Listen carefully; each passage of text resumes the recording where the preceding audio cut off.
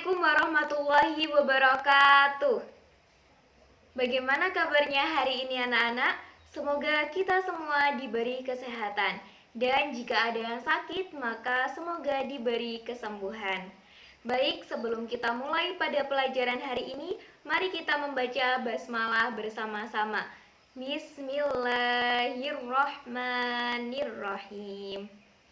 Materi hari ini kita akan membahas tentang sifat dan gaya kepemimpinan Umar bin Abdul Aziz. Tujuan pembelajaran dari materi ini adalah supaya kita dapat menganalisis kepemimpinan Umar bin Abdul Aziz dalam menjunjung tinggi nilai kesederhanaan, keadilan, dan prinsip demokrasi untuk kehidupan masa kini dan masa yang akan datang. Sebelum kita menganalisis lebih jauh mengenai kepemimpinan Umar bin Abdul Aziz, maka kita harus tahu dulu siapa sih Umar bin Abdul Aziz itu. Pada materi sebelumnya, kita ketahui bahwa Umar bin Abdul Aziz merupakan khalifah ke-8 dinasti Umayyah. Nama lengkapnya adalah Abu Hafs Umar bin Abdul Aziz bin Marwan bin Hakam bin As bin Umayyah bin Abdul Syams. Ayahnya bernama Abdul Aziz, yakni gubernur Mesir, dan Umar bin Abdul Aziz ini merupakan keturunan dari Khalifah Umar bin Khattab dari ibunya yang bernama Laila Ummu Asim binti Asim bin Umar bin Khattab. Umar bin Abdul Aziz lahir di Madinah tahun 63 Hijriah atau 683 Masehi dan wafat di daerah Syam'an, Suriah pada tahun 101 Hijriah atau 720 Masehi. Gelar dari Umar bin Abdul Aziz yakni Abu Hafs, Umar II, Khulafaur Rasyidin ke-5. Istrinya bernama Fatimah, yakni putri dari bin Marwan, yakni paman dari Umar bin Abdul Aziz sendiri, yaitu dinasti Umayyah yang ke-6.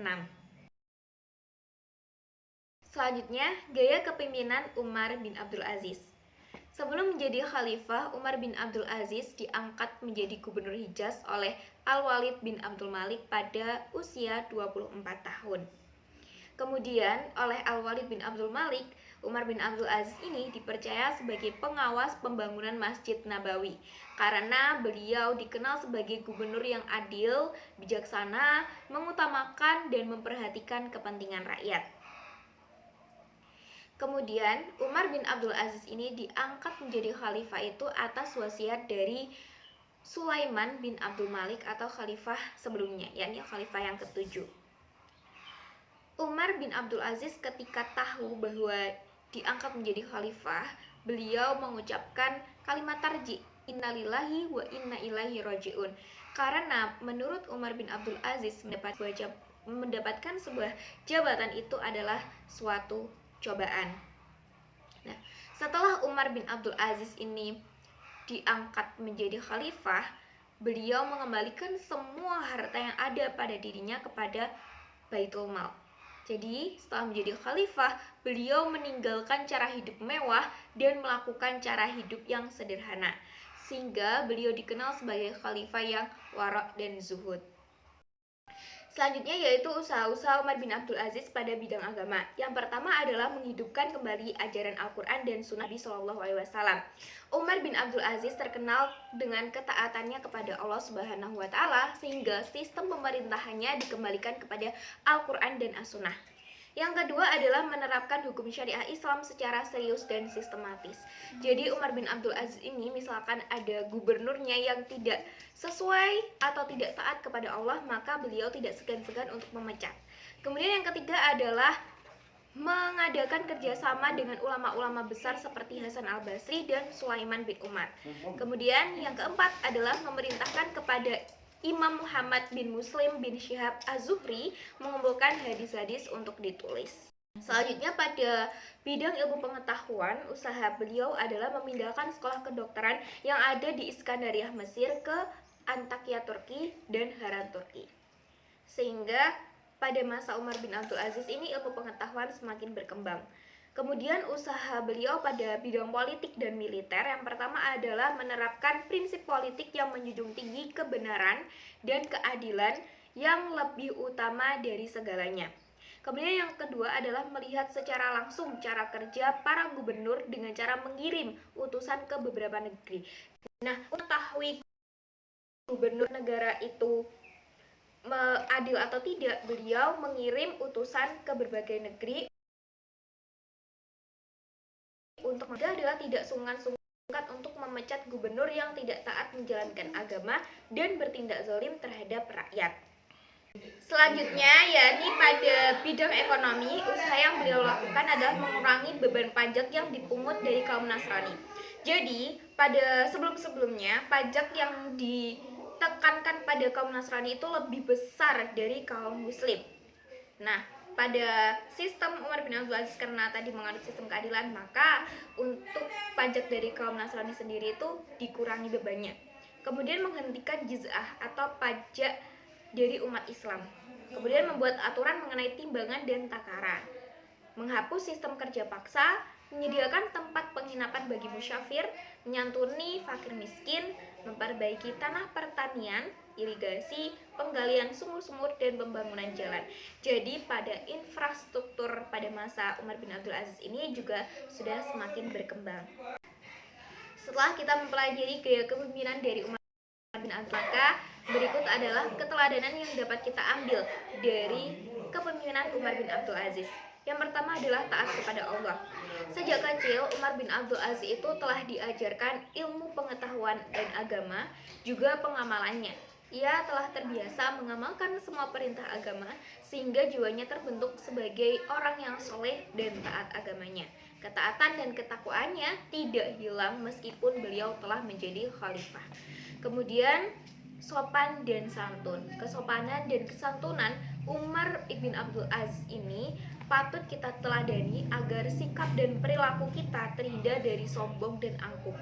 Kelebihan apapun yang kita miliki seperti jabatan, kekuasaan, kekayaan, kecantikan, ketampanan, dan keberhasilan, semuanya itu diyakini bersifat sementara dan pada hakikatnya bukan milik kita, melainkan titipan Allah Subhanahu wa Ta'ala. Keteladanan yang dapat kita ambil berikutnya yakni kecerdasan beliau. Beliau merupakan orang atau negarawan yang cerdas. Tidak hanya itu, beliau juga negarawan yang demokratis, negarawan dan politikus yang demokratis. Jadi beliau itu melarang seluruh keluarganya menjadi pihak-pihak lain yang berbeda pendapat politik atau berbeda pemahaman keberagamaan. Selanjutnya, keteladanan yang diambil adalah moderat atau tengah-tengah. Jadi tidak berat sebelah pada pihak kanan maupun pihak kiri, yakni bijaksana dan dapat berdamai atau dengan jiwa yang sportif, seperti itu. Kemudian keteladanan selanjutnya yakni lembut dan pemaaf. Beliau Umar bin Abdul Aziz ini pernah memerintahkan tentaranya agar tidak mengepung kota Konstantinopel agar mereka tidak terperangkap. Nah, meskipun dulu Byzantium pernah menyerang dan membunuh tentara Islam, namun Umar bin Abdul Aziz itu memaafkan dan tidak rela musuhnya itu mati dalam penderitaan. Selanjutnya yakni prestasi dari Umar bin Abdul Aziz.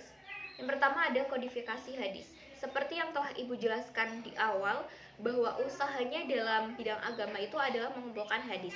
Nah, apa alasan dibalik kodifikasi hadis ini? Pada masa ini banyak syuhada, penghafal hadis atau banyak penghafal hadis yang meninggal, dan banyaknya hadis maudhu atau hadis sehingga beredar di masyarakat dan semakin membuat rancu mana hadis yang sahih atau mana yang tidak. Sehingga Umar bin Abdul Aziz ini memerintahkan Abu Bakar bin Muhammad bin Amr bin Hazm dan Muhammad ibn Syihab al-Zuhri ditunjuk untuk mengumpulkan hadis dari para penghafalnya langsung agar terjaga kemurnian dari hadis itu. Prestasi selanjutnya yaitu menghapus diskriminasi pada kaum Mawali. Kaum Mawali itu apa? Kaum Mawali adalah umat Islam yang tidak berasal dari Arab, jadi di luar wilayah Arab, biasanya hasil dari ekspansi wilayah. Nah, kaum Mawali ini sebelum-sebelumnya itu mendapatkan hinaan, cacian dari kelompok fanatisme Arabisme, kelompok fanatik Arabisme, sehingga sering sekali muncul konflik ya antara kaum Mawali dan kaum Islam di Arab. Khalifah Umar bin Abdul Aziz untuk menghapus diskriminasi pada kaum awal ini, yakni adalah memberikan perhatian lebih dalam hal ilmu pengetahuan dengan untuk belajar di luar dan menciptakan ahli ilmu yang semakin banyak dan mendalam. Baik, itu tadi materi, sifat, dan gaya kepemimpinan Umar bin Abdul Aziz. Semoga bisa dipahami dan dimengerti, serta dapat diteladani dalam kehidupan sehari-hari. Baik, itu saja yang dapat Ibu sampaikan. Mohon maaf yang sebesar-besarnya. Wabillahi taufiq wal hidayah wa ridha wa inayah. Wassalamualaikum warahmatullahi wabarakatuh.